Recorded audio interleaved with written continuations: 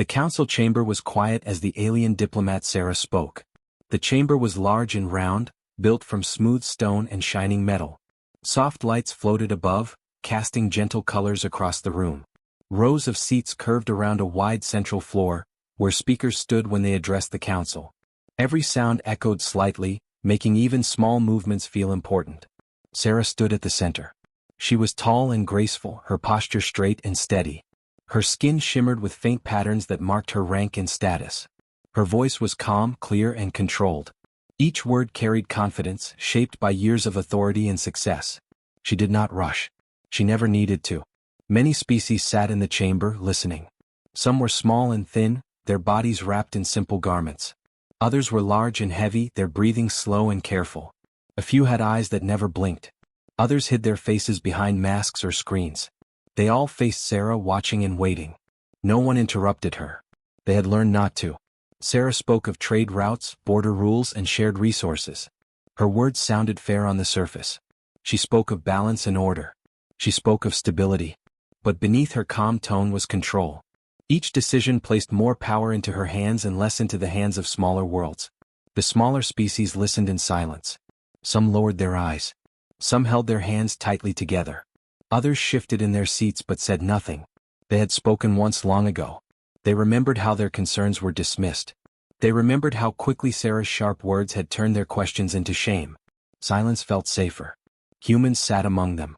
They did not stand out. Their bodies were plain compared to many others. Their clothing was simple. Their section of seats was near the middle, not close to power, not far enough to be ignored completely. They watched quietly as they often did. Most eyes passed over them. Sarah barely noticed them at all. To her, humans were still new. Their worlds were young.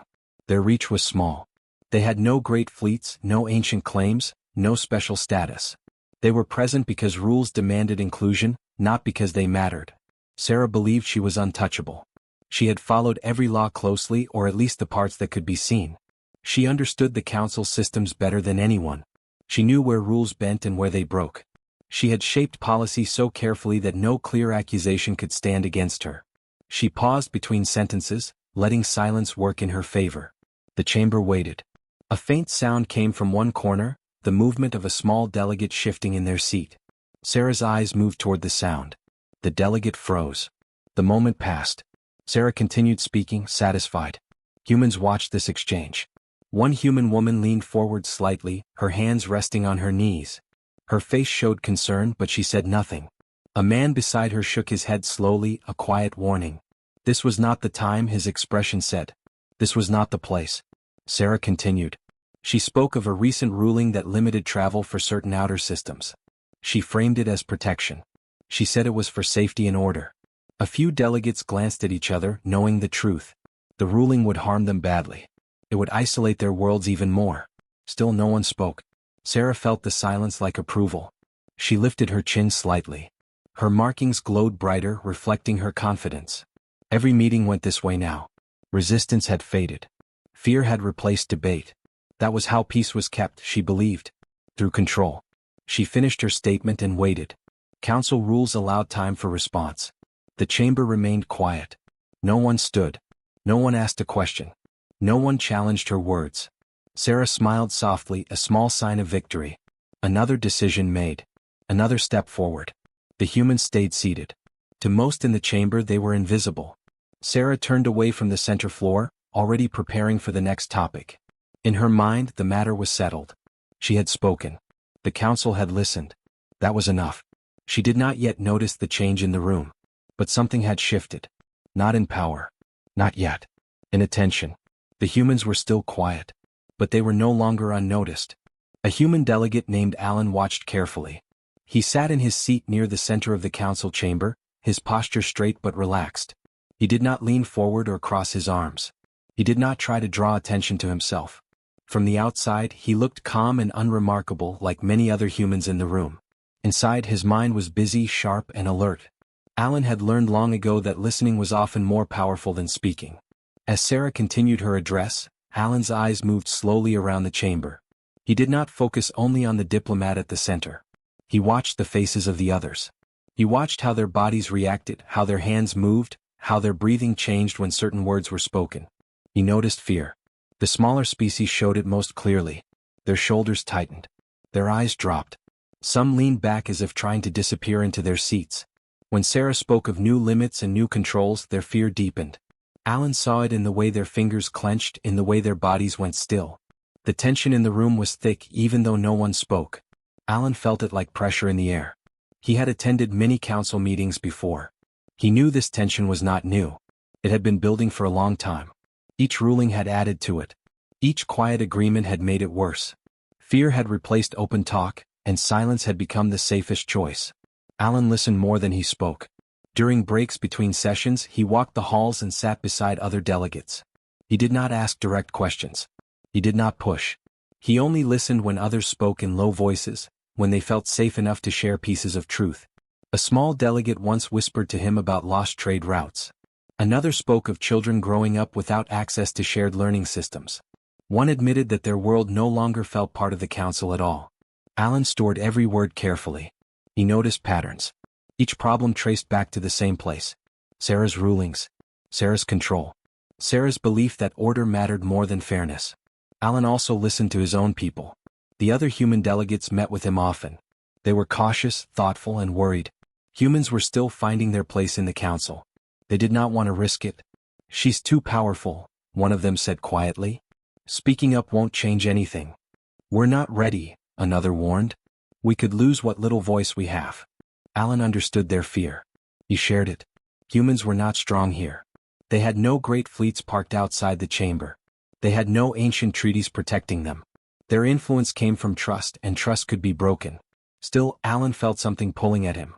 He remembered the looks on the faces of the smaller species. He remembered the way they spoke when no one else was listening. He remembered how Sarah never looked at them, not truly. Alan sat through another session, watching Sarah dismiss concerns with calm words and perfect logic. She did not raise her voice. She did not insult anyone directly. She simply spoke and the room obeyed. That was what troubled him most. Power used quietly was the hardest to fight. After the session ended, Alan remained in his seat while others filed out. He looked down at his hands resting on his knees. They were steady, but he felt a strange tightness in his chest. Silence had a cost. He thought about history, about stories from Earth, about times when people had stayed quiet because speaking was risky. He knew how those stories often ended. Not well. Another human delegate approached him. "Alan," she said softly, "don't do anything yet." He looked up at her. "Now is not the time," she continued. "We need to be patient." Alan nodded, but his eyes were distant. Patience was important. He knew that. But patience could also become an excuse. That night, Alan sat alone in his room aboard the station. The lights were dim and the distant glow of stars filled the small window. He replayed the meeting in his mind, every word, every pause. He realized something then. Sarah relied on silence. Her power was strong because no one questioned it out loud. The rules protected her only as long as no one asked how they were used. She believed no one would dare. Alan took a slow breath. He did not feel brave. He felt afraid. But he also felt certain. Silence was no longer right. The next council session would come soon. And Alan would be ready. The next council session began like all the others. The chamber filled slowly with delegates taking their seats. Soft lights glowed above, steady and calm. The low sound of voices faded as the session was called to order. Sarah stood at the center once more, tall and certain, her presence commanding the room without effort. Alan sat among the human delegates, his face calm, his hands resting lightly on his knees. To anyone watching, he looked no different than before. Inside, his thoughts were clear and steady. He had made his choice. Sarah began to speak. She addressed a concern raised by a small outer world, one that depended heavily on shared travel routes and council support. The delegate from that world spoke briefly, carefully choosing words, asking for relief from new restrictions that had been placed on them. Sarah listened with a polite expression. When the delegate finished, Sarah responded smoothly. She thanked them for their concern. She praised their loyalty to the council. Then she dismissed the issue with calm words, saying the restrictions were necessary and final. She spoke of balance, of long-term safety, of rules that could not bend for individual needs. The small delegate lowered their head. The matter was closed. Sarah turned slightly, ready to move on. That was when Alan stood. The sound of his chair moving was small, but in the quiet chamber, it echoed. Heads turned. A few delegates looked surprised. Some humans shifted uneasily in their seats. Alan did not rush. He stood straight, his posture steady. His face showed no anger, no pride, only focus. He did not raise his voice. He did not accuse. He simply spoke. "May I ask a question?" The words were plain. The chamber froze. Sarah turned back toward him. Her expression remained calm, but her eyes narrowed slightly. This was unexpected. "Proceed," she said. Alan nodded once. He took a slow breath. "You say these restrictions are for balance," he said, "and that all members are equal under council law." Sarah nodded lightly. "That is correct." Alan continued. "Then why do these rules only limit worlds without fleets, while worlds with power remain free to move as they choose?" The question hung in the air. It was simple, clear, calm, and it struck deep. The room went silent. No one spoke. No one moved. Even the soft hum of the chamber seemed louder now. Sarah did not answer right away. Her confidence, so steady moments before, wavered just enough to be noticed. She opened her mouth, then closed it. Her eyes flicked briefly toward the council records displayed behind her. Alan waited. He did not press. He did not repeat himself. He simply stood there, patient. Other delegates began to shift in their seats. Some leaned forward. Others looked at the records now glowing faintly on the wall. The flaw was there, plain to see, once it had been named. Sarah spoke again, but her voice had changed slightly. "These decisions are complex," she said. "They are based on security needs." Alan nodded. "Then why are those needs different for different members?" Another pause. The silence grew heavier. Sarah had answers prepared for many things. She had practiced deflecting anger and managing fear. But she was not prepared for a calm question asked in full view of the council. Her authority depended on clarity. And now that clarity was cracking. A delegate from another small world shifted forward. They did not speak yet, but their attention was sharp. Others followed. The room felt different, awake in a way it had not been before. Sarah straightened. "This is not the time for debate," she said. Alan met her gaze. "The council exists for debate." The words were still simple. Still calm. But they carried weight. For the first time, Sarah hesitated. Not long. Just a moment. But everyone saw it. And in that moment something changed. After Alan spoke, the silence did not return to what it had been before. It changed. At first no one moved. Delegates sat still, processing what had just happened. The question was simple, but it had opened something that had been closed for a long time. The chamber felt different now, like a door had been unlocked. Then one delegate stood. They were from a small world near the outer edge of council space. Their voice was quiet but steady. They spoke about how the new rules had limited their trade and cut them off from shared systems. They did not accuse Sarah. They only explained what life had become like on their world. When they finished, they sat down. Another delegate stood. This one was larger, from a species known for staying neutral. They spoke about records, about how similar rules had been applied unevenly over time. They spoke carefully, using facts and dates. They did not raise their voice. More delegates followed. Each voice added something new. One spoke of lost medical support. Another spoke of broken agreements. A third spoke of promises made long ago and slowly forgotten. None of them shouted. None of them threatened. They spoke plainly, one after another. The council chamber filled with sound but not chaos. This was not anger. This was truth. Sarah stood at the center, listening. She kept her posture straight. She did not interrupt. She did not silence anyone. But her confidence was no longer untouched. Her markings dimmed slightly, reacting to stress she had not felt in years. The rules were pulled up on the large display. Council laws, agreements, and past rulings appeared in clear lines of text. Delegates pointed out sections and asked simple questions. Why was this clause applied here but not there? Why were exceptions granted to some and denied to others? Each question was calm. Each answer was required. Sarah responded when she could. Her voice was still smooth but slower now. She explained processes, spoke of security concerns, and pointed to council votes. But the more she spoke, the more gaps appeared. She was not being attacked. She was being examined. Alan remained standing for a moment, then sat down. He did not speak again. He did not need to. Others were speaking now. The chamber no longer depended on one voice. Sarah noticed that. She looked around the room and saw something she had not seen before. Delegates were no longer avoiding her gaze. They were not afraid. They were focused. They were listening to one another. Control was slipping. Not suddenly. Not violently. Quietly. A senior council member requested a formal review of recent rulings. Another supported the request. A third suggested that oversight committees be reopened, ones that had not met in years. Sarah opened her mouth to object, then paused. She realized that objecting now would only prove the point being made. So she nodded once, slowly. "Very well," she said. "A review may proceed." The words sounded reasonable. But everyone understood what they meant. Her authority was no longer absolute. As the session continued, the tone stayed calm. Facts were shared. Records were checked. Delegates corrected one another gently. Mistakes were acknowledged without shame. It was slow, careful work. And it mattered. Sarah answered questions for hours. Some she answered well. Others she could not. Each unanswered question weakened the image she had built around herself. Not because she was wrong in everything, but because she was not perfect. And perfection had been her shield. By the end of the session, the chamber was tired but clear. No one cheered. No one celebrated. But something had shifted. Sarah gathered her notes in silence. She stood tall, but the glow of untouchable authority was gone. She was still powerful. Still skilled. But now she was visible. Just another voice in the council. As delegates left the chamber, they spoke quietly among themselves. Not with fear, but with cautious hope. The rules would change. Slowly. Carefully. But they would change. Alan walked out with the other humans. No one stopped him.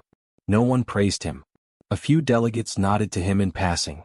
That was enough. Behind him, Sarah remained for a moment, standing alone at the center of the chamber. For the first time in a long while, she was not above the council. She was part of it. And her untouchable image faded into memory. The council changed its ways slowly but clearly. It did not happen in one loud moment or with a single vote. It happened through careful steps, quiet meetings, and open records. The rules that once favored only the powerful were read again line by line. Old decisions were reviewed, not with anger but with honesty. Every species was given time to speak. Some spoke with strong voices. Others spoke softly. A few needed help translating their thoughts into shared language. The council listened to them all. Not just as a formality but with real attention. This alone felt new. Alan sat in his seat during these sessions just as he always had. He did not stand again. He did not interrupt or guide the discussion. When others spoke, he listened. When they asked for his thoughts, he answered simply and briefly. He did not smile with pride. He did not act as if he had won something. To him, this was not a victory. It was a correction. The smaller worlds noticed the change first. Their delegates no longer sat with lowered heads. They spoke without shaking. They asked questions without fear of being dismissed. When decisions were made, explanations followed. When concerns were raised, they were answered clearly. Trust did not return all at once. But it began to grow. Committees were formed with members from many species, not just the strongest. Travel rules were adjusted to match real needs. Support systems were reopened. Shared resources were reviewed fairly. The council chamber sounded different now. Not louder. More balanced. Sarah remained present through much of this process. She still spoke with skill. She still understood the systems better than most. But her role had changed. She was questioned as often as she questioned others. Her decisions were examined, not accepted without thought. At first, she resisted internally. She had built her identity around control and certainty. Letting go of that was not easy. But over time, she began to understand something she had missed before. Order did not need fear to survive. One session ended with Sarah standing before the council, her posture calm, her voice steady. "I believe," she said, "that the council would benefit from new leadership in this role." The chamber went still. She continued before anyone could speak. "I will remain as an advisor if asked. But it is time for balance, not control." No one shouted. No one argued. The council accepted her decision. Sarah stepped down without drama. No guards escorted her away. No records were erased. She walked from the center floor to a seat among the others, just another delegate. She was no longer feared. She was remembered. Alan watched this quietly. He felt no triumph. Only relief. After the session, he returned to his seat among the humans. They looked at him with respect, but said nothing. He nodded to them, then turned his attention back to the chamber as the next speaker began. Life moved on. But the galaxy did not forget. Records were kept, not just of votes and rulings but of moments. Of shifts. Of the day silence broke without violence. Of the time a simple question changed a system that had seemed unbreakable. Scholars wrote about it later. They noted how no weapons were used. No threats were made. No voices were raised. They studied how calm words, spoken at the right time, could reshape power. They studied humans. Humans remained what they had always been in the council. Not the strongest, not the oldest, not the loudest, but something about them stood out. They listened. They waited. And when they spoke clearly. Alan continued his work quietly for many years. He attended meetings. He listened to new delegates. He helped where he could. Many knew his name, but he never sought attention. When asked once why he had spoken up that day, he answered simply, "It was time." The council chamber continued to host debates and decisions. Problems still arose. Disagreements still happened. But fear no longer ruled the room. Every voice mattered. The galaxy recorded the moment clearly. Not as a story of power but of courage. Humans may be quiet, but when they speak they change everything.